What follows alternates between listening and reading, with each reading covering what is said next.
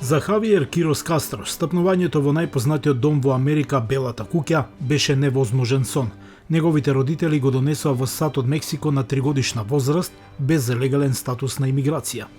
Но во вторникот тој ја посети Белата куќа, место далеку од болницата во Хјустон, каде што работи како медицински брат. Тој денес е тука, рече тој, бидејќи ја искористил програмата DACA.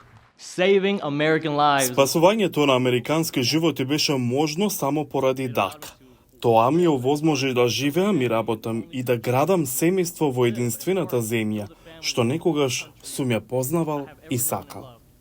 Во вторникот, американскиот претседател Џо Бајден објави нова мерка за да им понуди заштита на сопружниците на американските граѓани без документи, потек што Белата куќа вели дека се однесува на повеќе од половина милион луѓе. Овие луѓе формираат семејства, ги испраќаат своите деца во црква и училишта, плаќаат даноци, придонесуваат за нашата земја веќе 10 години или повеќе. Тие цело ова време живеат во САД, во страв и неизвестност. Можеме да го промениме тоа. И тоа е она што ќе го сторам денес. Но имиграцијата е чувствителна тема ова изборна година, а во изминатите 20 години премините беа најголеми на јужната граница на САД. Републиканскиот претседателски кандидат Доналд Трамп го обвини Бајден за, како што рече, имигрантска инвазија. Трамп ги обвинува имигрантите за голем број зла, вклучувајќи криминал, инфлација, па дури и болести и тероризам, но често без јасни докази. Се проценува дека 50% од инфлацијата е предизвикана од зголемените трошоци за домување, кои вртоглаво се зголемуваат поради бранот на нелегалната имиграција на Џо Бајден и високите каматни стапки. Застапниците за имиграција не се согласуваат, велејќи дека истражувањата покажуваат дека оние кои имаат корист од оваа политика придонесуваат околу 13 милиарди долари во потрошувачката моќ на американската економија секоја година.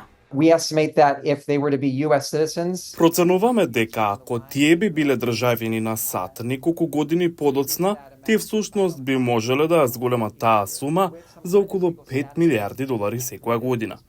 Со некаков правен статус што ќе биде дозволен преку оваа политика, што ќе им овозможи да градат кариери на кои моментално не можат да работат и да бидат попродуктивни во нашата економија, што ќе биде од корист за нивните семејства, но исто така корисно и за нашето општество како целина.